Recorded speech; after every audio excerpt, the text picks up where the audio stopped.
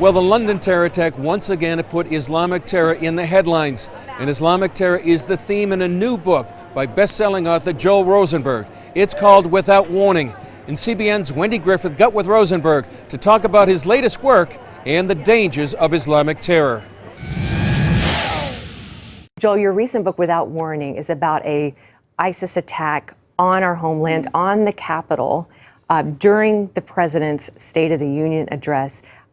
Is something like this possible? Well, again, it's a novel, it's fiction, but I'm concerned that it is possible.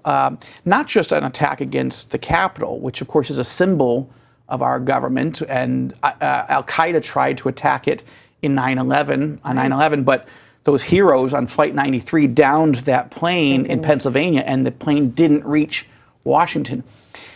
But there's no question that ISIS and other radical Islamic terror groups want to attack the Capitol. But even more, what if they start attacking school buses in the Midwest, malls, in the South, or much softer targets could be hit and could cause tremendous fear. We really haven't had these types of major attacks since 9/11. We've had Orlando, we've had San Bernardino, we have had ISIS-inspired attacks in the country, and we know how much those scare us. But if it was widespread in 1 or 2 days, this is realistic.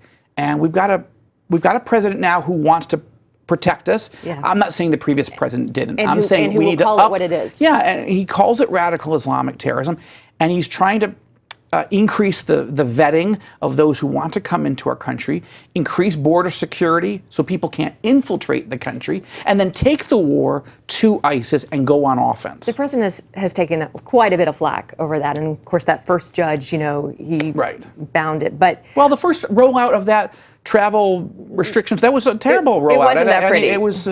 We want more Gorsuch rollouts and less travel ban rollouts. I mean, but they fixed it. So what do you think about it now? I think it's much improved.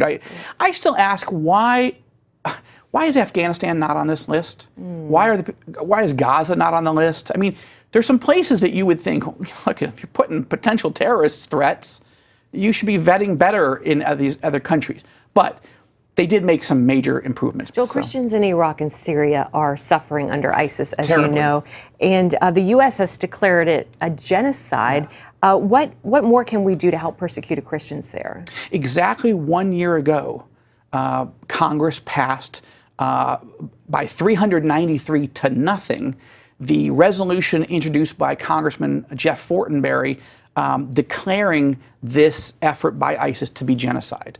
A few days later, Secretary John Kerry conceded, yes, this is officially genocide, meaning ISIS is trying to annihilate Christians, Yazidis, and Shia Muslims systematically, purposefully. So I think this president is serious about it, and we also as Christians need to be using non-government organizations like our own. The Joshua Fund helps provide relief to people who are refugees fleeing from Syria and I was going to ask you that because many of them are still living in camps now, going on years living in these camps. That's right. And you've got lots of organizations. Joshua and Franklin Graham is doing this. Others, and we should be doing it. We don't want to wait for our government to, love and bless people who are, facing horrific crimes.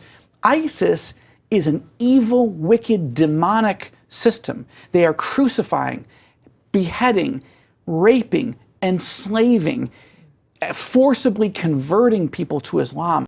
It requires global cooperation to fight it, but likewise Christians need to step in and show compassion to those who are suffering so much, whether they're Muslims or fellow Christians.